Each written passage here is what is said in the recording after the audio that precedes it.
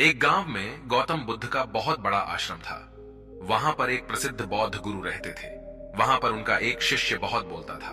वह हर समय इधर उधर की बातें करता था। जब वह दान लेने के लिए जाता तो हर घर से एक नई कहानी लेकर आता और आश्रम के दूसरे शिष्यों को सुनाता था। एक शिष्य की दूसरे से बुराई करता, चुगली करता और दूसरों के सामने अच्छा बनने का प्रयास करता। खुद के मुंह से ही खुद की तारीफ करता रहता और हमेशा ही खुद को गुरु के सामने सबसे बुद्धिमान और उत्तम साबित करने का प्रयास करता। वह खुद को सभी शिष्यों से अलग और श्रेष्ठ मानता था। उसका कहना था कि मैं एक अमीर घर का बालक हूं। अगर मैं चाहता तो एक आरामदायक और सुविधाओं से भरा जीवन जी सकता था, लेकिन मैं वह सब छोड़कर यहां आ गया क्योंकि मुझे सत्य की खोज करनी है, खुद को जानना है, जीवन को जानना है। इसीलिए मेरा त्याग तुम सबसे बड़ा है। एक दिन गुरु ने आश्रम के सभी शिष्यों को बुलाकर कहा, आप सभी को अगले 1 महीने के लिए कोई ना कोई संकल्प लेना है। इससे आपकी संकल्प शक्ति मजबूत होगी और आप में आत्मशक्ति का संचार होगा। आप सभी अपने सामर्थ्य के अनुसार कोई भी संकल्प ले सकते हैं और यदि 1 महीने से पूर्व आप में से जिस का भी संकल्प टूट जाएगा तो वह अपनी पुरानी दिनचर्या में वापस आ जाएंगे। सभी शिष्यों ने अपनी शक्ति के अनुसार छोटे बड़े संकल्प लिए और गुरु को अपने अपने संकल्प के बारे में बताकर वहां से चले गए। लेकिन वह शिष्य जो खुद को सबसे अलग और बड़ा दिखाना चाहता था, वह सीधे गुरु की कुटिया में पहुंच गया और बोला, मैं कोई छोटा मोटा संकल्प नहीं लेना चाहता, बल्कि खुद की ही जैसे एक बड़ा और महान संकल्प लेना चाहता हूं। कृपया आप ही बताएं क्या संकल्प लेना चाहिए। उसकी यह बात सुनकर गुरु मुस्कुराए और बोले, क्या तुम मेरे द्वारा दिए गए संकल्प को पूरा कर पाओगे? क्या तुम्हारे लिए उसे पूरा करना संभव होगा? शायद नहीं। वह तुम्हारे लिए संभव नहीं है, तुम उसे पूरा नहीं कर पाओगे। इसीलिए तुम खुद ही कोई संकल्प ढूंढो। शिष्य ने कहा, नहीं गुरुदेव, आप जो भी संकल्प मुझे देंगे मैं जरूर उसे पूरा करूंगा। गुरु ने कहा, ठीक है, तो तुम अगले 1 महीने तक चुप रहो, मुंह से एक शब्द भी नहीं निकालोगे। यही तुम्हारा संकल्प है। शिष्य ने कहा, गुरुदेव, यह भी कोई संकल्प है? यह तो बहुत ही आसान है। 1 महीने तक चुप ही रहना है। आप कोई बड़ा संकल्प दीजिए जो मेरी योग्यता के लायक हो, जिसे पूरा करने में मुझे समस्या हो। गुरु ने कहा, पहले तुम इस संकल्प को तो पूरा करके दिखाओ। शिष्य ने गुरु की बात मान ली और वह उसी समय चुप हो गया और पलटकर कुटिया से बाहर चला गया। उसे चुप रहना बहुत आसान लग रहा था। उसने एक दिन तो जैसे तैसे चुप रहकर काट लिया, लेकिन दूसरे दिन से उसके मन में ना बोलने का बोझ बढ़ने लगा। तीसरे दिन उसे भारीपन महसूस होने लगा और चौथे दिन उसके अंदर एक अजीब सी बेचैनी होने लगी, क्योंकि आसपास आश्रम के सभी शिष्य एक दूसरे से बातें कर रहे थे। वह भी अपना पक्ष उनके सामने रखना चाहता था, उनकी बोलती बंद कर देना चाहता था, लेकिन उसका संकल्प उसके आड़े आ रहा था। इसीलिए वह पूरे दिन सिर्फ मुंह और आंखें बनाता रहता। इसी तरीके से कुछ दिन और बीते और वह शिष्य बीमार पड़ गया। उसका सिर फटा जा रहा था। उसका खाने पीने तक का मन नहीं कर रहा था। वह सिर्फ बोलना चाहता था। वह गुरु के पास गया और उनके सामने बैठकर लिखकर उन्हें बताया, गुरुदेव, मैं बोलना चाहता हूं। बिना बोले मुझे सांस नहीं आ रही। मेरा दम घुटता जा रहा है। मैं अंदर ही अंदर पागल हुआ जा रहा हूं। मैं क्या करूं? संकल्प तोड़ दूं क्या?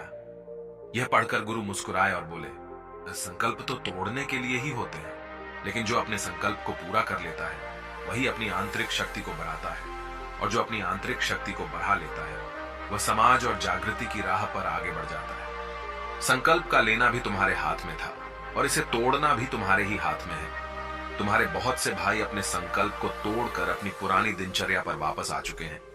अगर तुमसे नहीं हो पा रहा तो तुम भी संकल्प तोड़कर अपनी पुरानी दिनचर्या पर वापस जा सकते हो। लेकिन याद रहे, अगर आज तुम इस छोटे से संकल्प को नहीं संभाल पा रहे तो तुम अपनी बाकी की पूरी जिंदगी को कैसे संभाल सकोगे? बाकी फैसला पूरी तरह से तुम्हारे हाथों में है। गुरु की यह बात उस शिष्य के दिल में चोट कर गई। वह बिना कुछ बोले वहां से वापस चला गया और खुद को अपनी कुटिया में बंद कर लिया। वह केवल अपने जरूरी कामों के लिए ही कुटिया से बाहर निकलता, बाकी सारे समय कुटिया के अंदर ही बैठा रहता।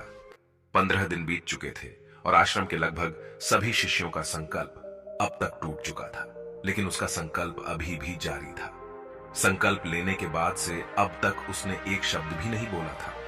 सारा आश्रम हैरान था कि इतना बोलने वाला इंसान चुप कैसे हो गया। 15 दिन बीतने के बाद वह दोबारा अपने गुरु के पास गया और लिखकर बताया है, गुरुदेव, मैं बाहर से तो चुप हूं, लेकिन मेरे भीतर बहुत सी आवाजें हैं, बहुत सी चीख पुकार और शिकायतें हैं। मैं अंदर ही अंदर बात करता रहता हूं। मेरा मन तरह तरह के प्रश्न पूछता रहता है। मैं बाहर से जितना मौन हूं, भीतर से उतने ही शोर शराबे से भरा हुआ हूं। क्या इस तरह से मेरा संकल्प अभी भी जारी है? गुरु ने कहा, हां, तुम्हारा संकल्प अभी भी जारी है, लेकिन जब तक लोगों की यह आवाजें तुम्हारे कानों में पड़ती रहेंगी, तुम्हारा मन बोलता रहेगा, क्योंकि इसे तो आदत है बोलने की। तुम भले ही बाहर से चुप रहो, लेकिन तुम अंदर ही अंदर बोलते रहोगे। तुम्हें इन बातों से, इन आवाजों से दूर जाना पड़ेगा। शिष्य गुरु को प्रणाम कर वहां से चला जाता है और सुबह होते ही अपनी कुटिया छोड़कर जंगल की तरफ चला जाता है। कई दिन बीत जाते हैं, संकल्प का समय भी पूरा हो जाता है, लेकिन शिष्य लौटकर नहीं आया। आश्रम में सभी को डर था कि कहीं जंगली जानवर ने उसे खा ना लिया हो। इस बीच उसे ढूंढने की बहुत कोशिश की गई, लेकिन वह कहीं नहीं मिला। सभी गुरु भाइयों ने मान लिया था कि जंगली जानवरों ने उसे अपना शिकार बना लिया है, लेकिन गुरु को ऐसा नहीं लगता था। एक दिन आश्रम का एक अन्य शिष्य गुरु के पास आया और बोला, गुरुदेव, हमारे उस अधिक बोलने वाले भाई के साथ क्या हुआ होगा? क्या जानवर ने उसे मार दिया होगा? गुरु ने कहा, हो सकता है कि जानवरों ने उसे अपना शिकार बना लिया हो, लेकिन उसके न लौटने की एक दूसरी वजह भी हो सकती है। शायद उसे वह मिल गया है जिसके लिए वह गया था। फिर शिष्य ने पूछा, गुरुदेव, क्या ज्यादा बोलना इतना हानिकारक होता है? गुरु ने कहा, इंसान के जीवन के बहुत सारे दुखों में से एक दुख यह भी है कि वह कभी चुप नहीं रह सकता, हमेशा कुछ ना कुछ बोलता ही रहता है। सिर्फ हमारे बोलने के कारण हमारे आधे से ज्यादा दुख पैदा होते हैं। परिवार के अधिकतर झगड़ों की वजह हमारा बेमतलब बोलना ही होता है। हम में से कोई भी चुप नहीं रहना चाहता। हम बस सामने वाले को सुना देना चाहते हैं। जो भी हमारे मन में है, सब निकालकर उसके मन में बैठा देना चाहते हैं। उसे समझा देना चाहते हैं कि देख, तू गलत है और मैं सही। और इस तरीके से सब एक दूसरे की सड़ी गली बातों को ग्रहण कर रहे हैं। इस तरीके से सुनने और सुनाने का यह काम जिंदगी भर चलता रहता है। लेकिन इस नासमझी में हम अपना समय, अपना जीवन, अपनी समझ और सबसे महत्वपूर्ण व कीमती पल जो जिए जा सकते हैं, जिनको अनुभव किया जा सकता है, जिनमें आनंद को प्राप्त किया जा सकता है, यह सब खो देते हैं। लेकिन इसके बदले हमें मिलता क्या है? कुछ नहीं, सब व्यर्थ और बर्बाद हो जाता है। इस पागलपन में हमने क्या खो दिया, इसका एहसास केवल कुछ ही लोगों को हो पाता है। बाकी लोग जैसे उन्हें अपने आने का पता नहीं, वैसे ही उन्हें अपने जाने का भी पता नहीं चल पाता। शिष्य ने कहा, तो फिर इसका समाधान क्या है? गुरु ने कहा, पूरी जागरूकता के साथ अपने विचारों को देखना यही एकमात्र तरीका है। सारी मानसिक समस्याओं का वर्तमान में रहकर चिंतन करना, पूरी जागरूकता के साथ अपना काम करना जिंदगी में चमत्कारिक बदलाव ला देता है। उसके बाद वह शिष्य गुरु से अपने प्रश्नों का उत्तर पाकर उनको प्रणाम करके वहां से चला गया। उस शिष्य को आश्रम छोड़कर गए हुए 3 महीने का समय बीत चुका था, लेकिन उसकी कोई खबर न थी। अब तक तो सभी गुरु भाइयों ने भी उसके वापस लौटने की उम्मीद छोड़ दी थी, लेकिन एक दिन वह आश्रम लौट आता है। उसे देखकर सभी के आश्चर्य और खुशी का ठिकाना न रहा। लेकिन अब वह नहीं था जो यहां से गया था, वह कुछ और ही बनकर वापस आया था। उसके अंदर एक गजब का बदलाव महसूस किया जा सकता था। उसके चेहरे पर एक गजब का ठहराव और आंखों में बनी शांति थी। आश्रम में आते ही सभी गुरु भाइयों ने उसे चारों तरफ से घेर लिया और बातें करने लग गए। वह भी अपने गुरु भाइयों से बातें करने लगा। उससे बात करने वाले सभी ने यह अनुभव किया कि अब वह पहले जैसा उतावला और बातूनी नहीं रह गया था। उसके मुंह से एक एक शब्द बहुत ही सुलझे हुए और मधुरता के साथ निकल रहे थे। थोड़ी देर तक गुरु भाइयों से बात करने के बाद वह सीधा गुरु की तरफ चला गया। उसने गुरु के चरण छुए और कहा, गुरुदेव, क्या मैं अब भी मौन हूं? क्या अब भी मेरा संकल्प जारी है? गुरु ने कुछ देर तक शिष्य की आंखों में बड़े ध्यान से देखा और कहा, हां, तुम अब भी मौन हो। तुम्हारे मुंह से एक भी शब्द निकल नहीं रहा और तुम्हारा संकल्प अभी भी जारी है। शिष्य ने कहा, गुरुदेव, जब मैं आश्रम से गया तो मैं मुंह से तो चुप था, लेकिन मेरे अंदर बहुत सी आवाजें थी।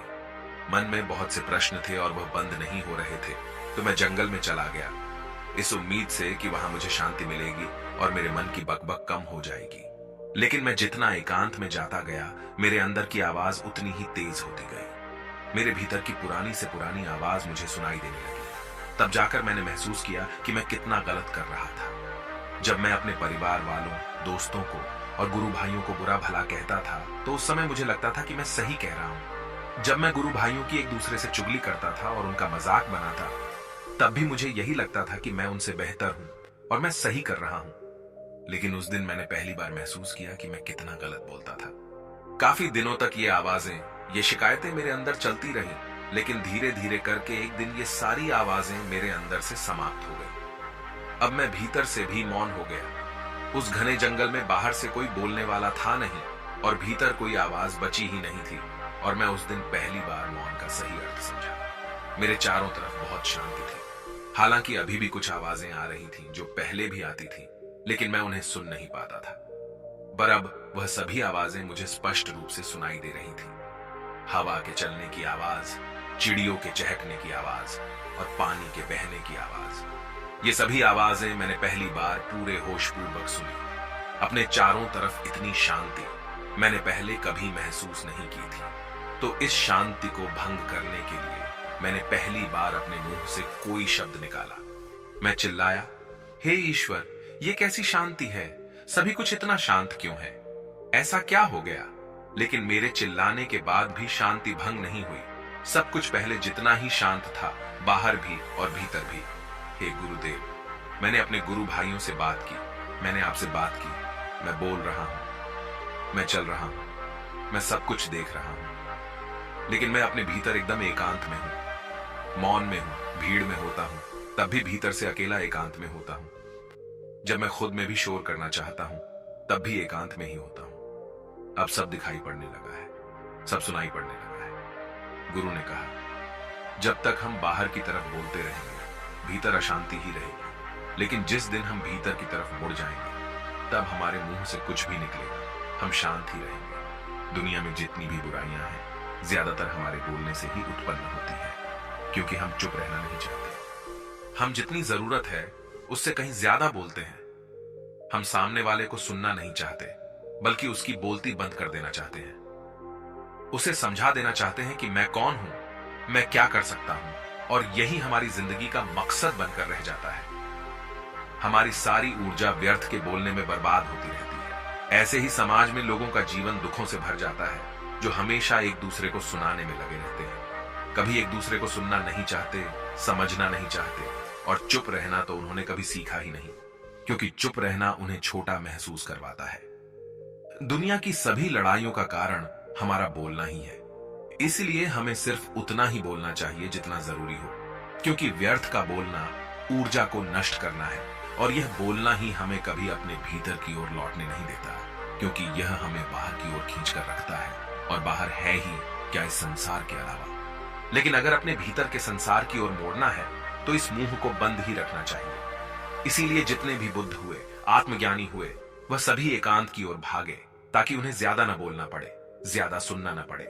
वह एकांत में रहे और शांत रहे, इसीलिए आसानी से भीतर की यात्रा कर पाए। लेकिन अगर कोई चाहे तो इस संसार में रहकर भी एकांत में रह सकता है, शांत रह सकता है, लेकिन इसके लिए उन्हें अपनी ऊर्जा बचानी होगी, जिसे वह अब तक अपने व्यर्थ के शब्दों में बर्बाद कर रहे थे। दोस्तों, इस कहानी की सीख यही है कि व्यर्थ का बोलना ऊर्जा को नष्ट करना है। ज्यादा और व्यर्थ बोलना ही हमें अपने भीतर की ओर लौटने नहीं देता, क्योंकि यह हमें बाहर की ओर झुकाए रखता है, और जिन्हें भीतर की यात्रा करनी है, उन्हें अपने मुंह को बंद ही रखना चाहिए।